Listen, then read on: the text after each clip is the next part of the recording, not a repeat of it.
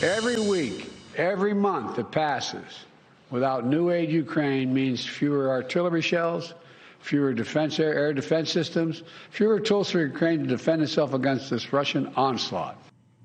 That's President Biden today. He wants Congress to approve more money for Ukraine, $60 billion worth. He was speaking sort of directly to hardline Republicans who want to stop supporting Ukraine, people like Matt Gaetz or Senator J.D. Vance.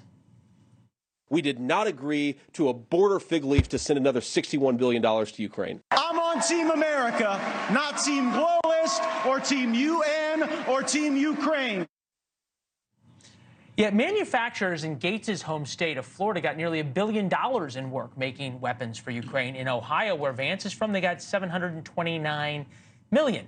George Will's here, Pulitzer Prize-winning columnist for The Washington Post, NewsNation senior political contributor. Normally, members of Congress love pork. They also love, at least this generation of members of Congress, posturing and playing to the base. The $60 billion they're talking about, Leland, is a rounding error on our $1 trillion of budgets. It would not pay the interest, the debt service on our national debt for 3 months. And yet they're making a scene about this. We are witnessing, I think, perhaps the most disgraceful moment in the 170-year history of the Republican Party. Putin made 2 wagers. He lost the first. The first was that he'd get to Kiev in a matter of days. When he didn't, he made another wager, which is that he could wait out the United States and the European Union.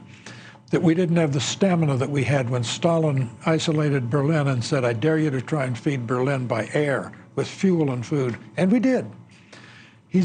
Putin is wagering that we're not the country we used to be, and the Republicans seem determined to prove him right. Why? The base. Why does the base, why is this, why and how did this become an issue? Well, first of all, Americans generally don't like foreign policy. They don't want to spend money overseas. I understand all that. Isolationism is a kind of default position for human beings. Right. Leave us alone. But they also know that Biden wants it, and therefore they don't want it. And they also think that the United States can safely withdraw without bad consequences. Let me give you one consequence. If Putin occupies all of Ukraine, which eventually would happen if we let them go, he will control 1/4 of the world's wheat exports. Now, we've seen him use energy as a weapon. We know he'd use food as a weapon.